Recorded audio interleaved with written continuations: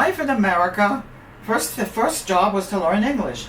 English and Spanish are not so different. They use the same letters in the same direction, not like our Hebrew, which is in the opposite direction. And a lot of the roots are similar, and I very quickly learned English. And I very often went to the public library and took out books to read in English, which helped my English. And I think I got into third grade if I was 9. My mother would fix us up in the morning, very clean, combed with a bow in my hair, and I'd come home with a ripped hem and a scraped knee and my hair undone. And one of the neighbors would say to my mother, if I didn't know how you sent her in the morning, I'd think you weren't a good mother. But I know you sent her off looking, you know. But kids in school mess around. That's life. Yeah. Now on the street, there were some young kids who wanted to tease me, and they knew we were new. Whatever English I spoke with a heavy German accent, obviously. They made fun of me. They called me Fraulein. Fraulein is German for a young lady.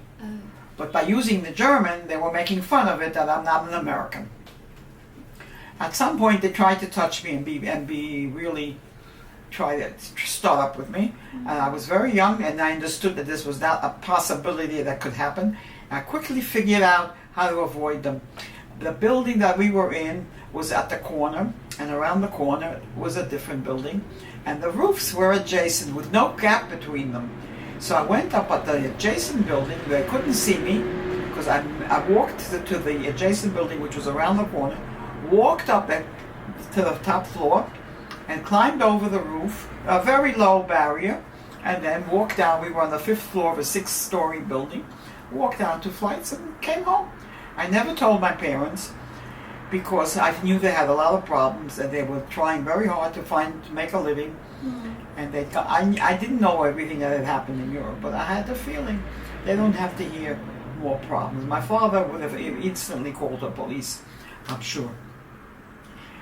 Eventually, my younger sister discovered the same problem, and I taught her the same way to go home safely and avoid the boys that were hanging around just looking to make problems.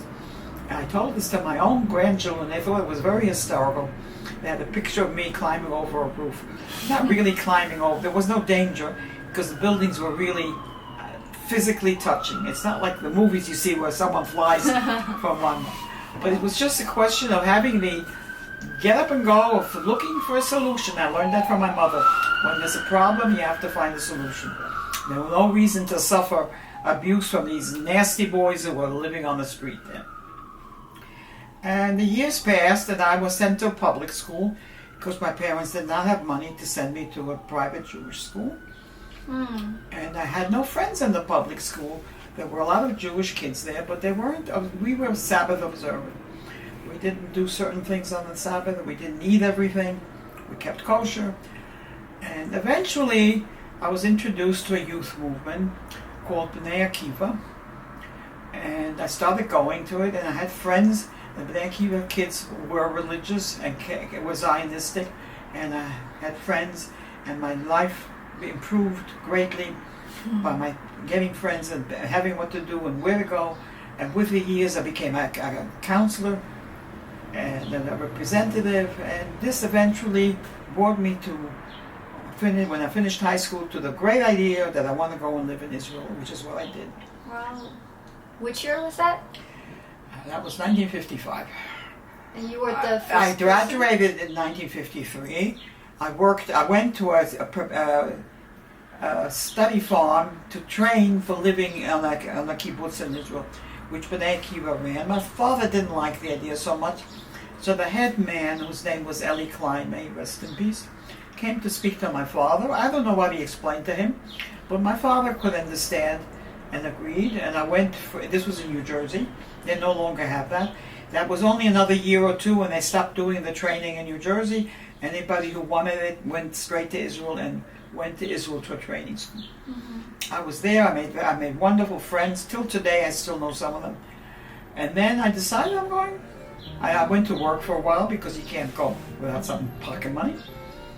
I worked as a clerk. My father wanted to send me to college, but to university, and I would have gotten in. I had top marks, But I had this bug in my head that I want to come to Israel and live in Wow. Israel.